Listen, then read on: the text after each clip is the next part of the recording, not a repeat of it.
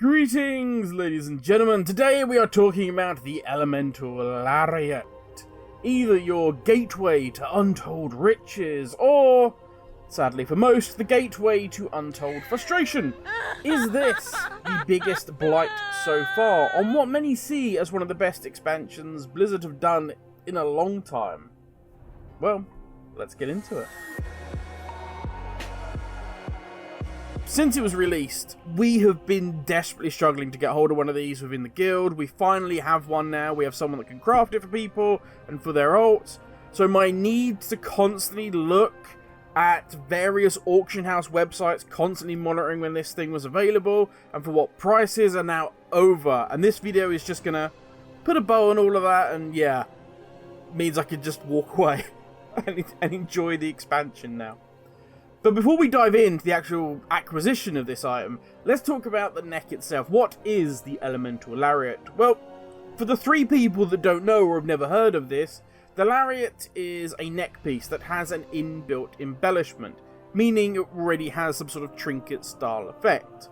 With the Lariat, your spells and abilities have a chance to empower one of your socketed elemental gems, granting you 330 of that associated stat for 12 seconds. That is at item level 350. You're also able to specify your secondary stats while crafting and all that good stuff, and like all high level necks, you'll be able to attach your tier medallion, gaining up to 3 gem sockets. All good. Just basically, all in all, this is a very, very sexy neck. So it's no surprise that when Race to World First guilds were looking for something, they immediately looked at this and thought, that's BIS, we need it. So upon release of Dragonflight, this neck was not available. Couldn't get it. We could see it, it was in the crafting books, but nobody could gain access to it. Instead, it was bound to the release of the Elemental Storms. Now at this point, jewelry crafters rushed to the event and, well, killed everything that moved. You only need to head to the comment section on Wowhead, or really any site that talks about the Lariat, to gain a glimpse of the level of confusion people had. Many seem to believe that every single mob that was in the Elemental Storm could have a chance to drop it. Others were saying, oh, it's just from elites and above had the chance to drop it. Others saying, no, it's just the elites within the zone. So it could either be the elites that would have been in that area, or the elites that come with the event. And others saying, no, it's just the rares that spawn with the event at random times. Yeah, no matter what the opinion, what was agreed upon was that the drop rate was insanely low. And when I say low, I mean you had an easier chance, or a better chance, of walking into ICC and just gaining Invincible. What rubbed salt into the wound of jewelry crafters was anyone could gain this design, not just those specced into JC. All of a sudden, with very, very few Lariat plans that did land, ending up at the auction house for gold cap levels. Now there are a ton of stories regarding the Lariat, with people saying how they weren't a jewelry crafter, they gained the plan, and all of a sudden these top guilds were approaching them, offering them millions for the plan. I've heard stories that I've no way to tell if they're true or not, of people saying that they literally had the Lariat plan, they'd learnt it, and then World First guilds would come in and say, hey, we are going to transfer you to our server, we'll give you a boost run for the heroic, for the mythic, and we'll give you a gold capping amount of, well, gold as well, just for you to make exclusively the Lariat for this guild. Now, of course, this cannot stand. Blizzard will not accept this. So cometh the hour, cometh Blizzard, and they said, we made a little whoopsie. And it turned out that not all the rares that were meant to be dropping the plan were doing so. Fuck. Silly Blizz. And so opened the floodgates. The price of the Lariat dropped, there were more on the market, and to be fair, it leveled out around 800,000 gold for a Lariat plan, which was, at the time, a huge drop. The volume that was available in the EU, everything I'm going to talk about here is going to be related to the EU, went from around 20, that's 20 in the whole of Europe, to up to 450 at its peak. Still not a huge amount, but far better than 20. All is good. Things have been made right in the world. The price will slowly continue to decrease as demand drops and supply continues to rise, only that's not what happens. And this is where things get a little strange. And I wouldn't have noticed this unless literally I had the website open on my second monitor and I was constantly monitoring auction house prices and availability. Around the 19th of January, the amount of Lariat plans on the auction house, on the EU, was 401. Continuing to drop until it reached a low of 296. This was on the 29th of January. Then all of a sudden, one can only imagine a black hole opened, and in one day, wiped 251 designs off the auction house. Where did they go? No idea. But from this moment, the downward trend of the Lariat price halted. It reached its low of 708,000. On my server, the price went as low as 350,000. And then, because of the limited supply, as if it was being fixed somehow, the price rocketed back up again to 1 million as the average price across all servers. Now, this would not be such an awful turn of event if recrafting was available without having the original plan. After all, if somebody has a extensive artisan level knowledge of an item, you can take them something that they necessarily didn't craft and say, hey, look at this, can you do something with it? And they can go, oh, I see how they've done this, I see how they've done that, yeah, I can do something with this, that's fine. And hey, why not have it that when they've recrafted that successfully to a higher level, they learn the original plan as well. But this feature was not added. This is not on Blizzard's radar. This is just me spitballing here. Instead, players are left in region chat begging for someone desperately to upgrade their Lariat for them.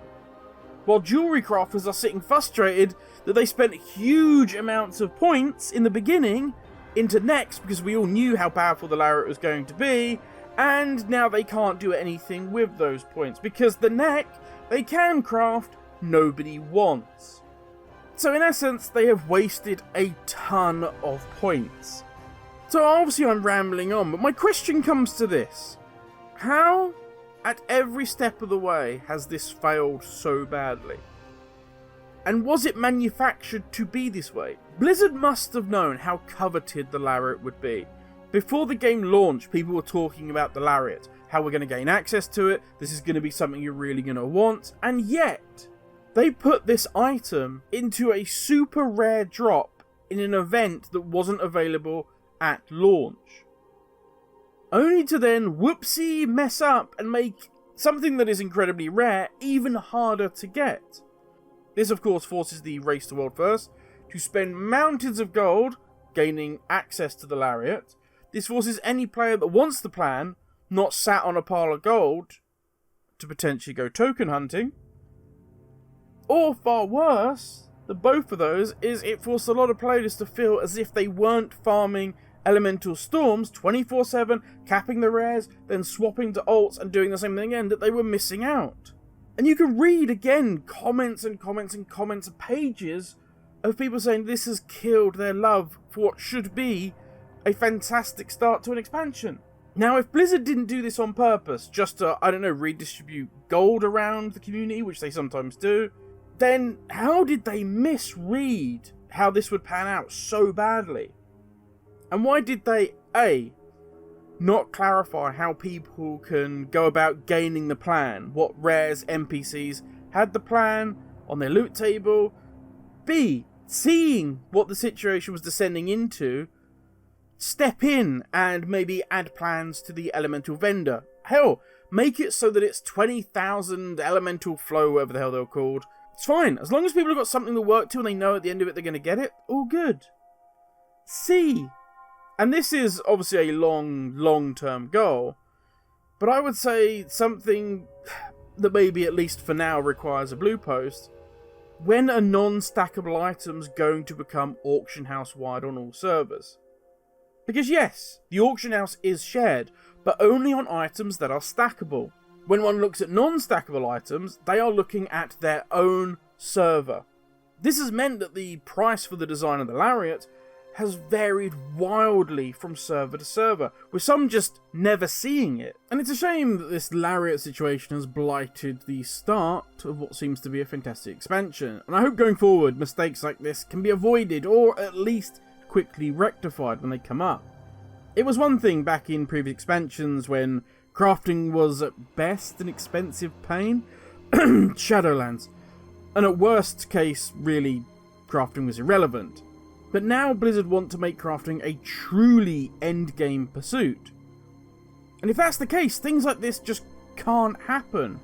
If you want to force the redistribution of wealth, then add mounts at crazy high prices, or add cosmetics that drop for people that they can then sell on the auction house.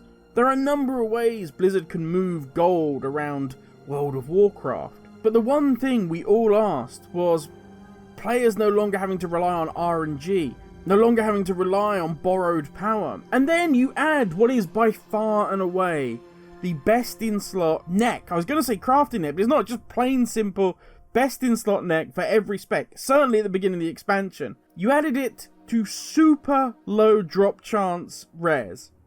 The rares themselves are a super low chance of spawning within a very small area that can drop for anyone, not just jewelry crafters. So if they want this plan, they're fighting against everybody else. They're going to have to buy it off the auction house if they're not lucky enough to get a 0.1% drop chance. And think about it, these are jewelry crafters that may have spent all of their points working towards necks to help their guilds out. Because nobody knew how the Lariat was going to drop. And now they're left either having to spend millions of gold or just being simply stuck out in the cold wishing they'd spent their points another way. The Lariat is a lesson in how not to do crafting in World of Warcraft.